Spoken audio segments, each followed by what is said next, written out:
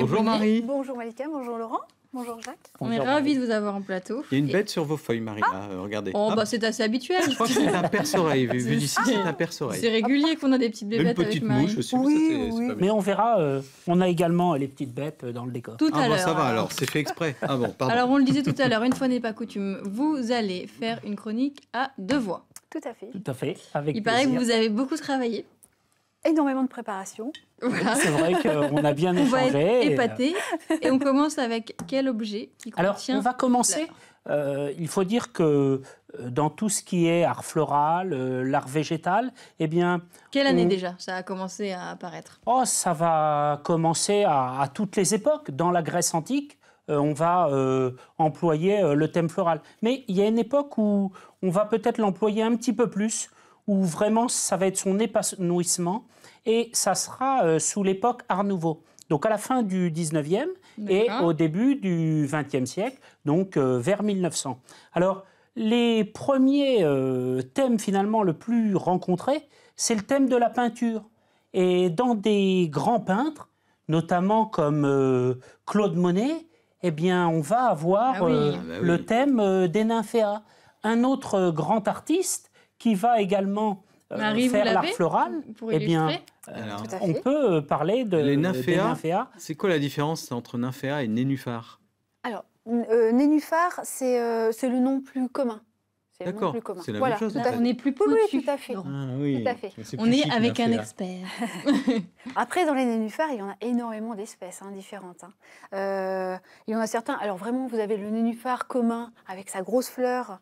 Vous voyez, sa grosse fleur rose, magnifique. Si on regarde à l'intérieur, on a les étamines couvertes Oh. de pollen. Très, très belle. Vraiment une fleur C'est joli, magnifique. ouais.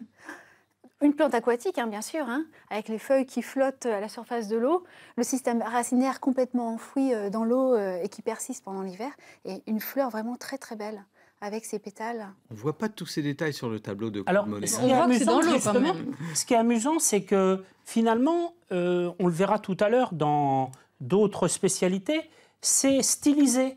Et quand on va l'avoir dans la peinture ou même dans le décor, bien parfois avec Marie, on a cherché à Qu'est-ce que deux vous avez coups fait quelle était Voilà. vraiment Quelle était la la- fleur la- ou la- la flore. À Ah oui, retrouver, parce ouais. qu'on voit Tout pas à les fait. étamines et tout ça. c'est Voilà. marrant. Alors là, c'est vrai que pour Claude Monet, on ne le voit pas bien. Vous en mais avez d'autres tableaux? curieusement, Il y a d'autres peintures, non? ah oui, sur Claude Monet, c'est quand même toute une série. Si on va donc à Giverny, on pourra voir cette collection qui est assez somptueuse. Et puis, bien sûr, dans les grands musées comme à Orsay, eh bien, on peut voir notamment des Claude Monet tout à fait remarquables. Mais un autre peintre assez surprenant va beaucoup faire je le vois. thème de la fleur. Je Ça vois va lequel être ça le pourrait grand Vincent Van Gogh. Ah oui. Et là, eh bien, on a une représentation du tableau et Marie, eh bien, nous a trouvé ce qui allait vraiment en phase. Je préfère ceux de Van Gogh, parce que celui-là, bon, déjà, il est énorme. Qu'est-ce qu'il y a? C'est vrai qu'il a l'air un Il peu est- fatigué. C'est la fin de la saison.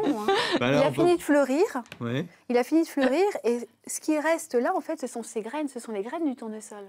D'accord. Les Avec graines- lesquels on fait de l'huile, peut-être. Non Oui, Bah, certainement, l'huile de certainement. tournesol, c'est fait avec les- Oui, tout à fait, tout à fait. Mais je pensais plutôt aux oiseaux qui vont pouvoir se... Ah, mais vous pensez aux Marie oiseaux, pense mais à la moi, je pense à, nature. moi, je pense à la cuisine de Mélinda, par exemple. Tout à fait. Ah, Mais ils sont beaucoup plus en forme, là, sur les photos. Donc ça, c'est certainement fin de pas saison. pris à la même saison, tout simplement. Là, c'est vraiment la fin de la saison. Le tournesol a fini de fleurir et on a les graines qui sont en dessous, qui vont servir pour les oiseaux, effectivement, pour l'huile, et puis qui vont nous servir aussi à ressemer pour avoir d'autres tournesols. Donc magnifique. Alors, les tournesols, celui-ci, effectivement, est très très gros. On a des Oui. tournesols beaucoup plus petits. Parce que dans le vase de Van Gogh, c'est plus petit. Oui. Enfin, moi, Mais c'est vrai que c'est surprenant quand on peut imaginer comment l'artiste avait l'œuvre et puis après comment il l'a retranscrit, comme on peut voir dans le tableau.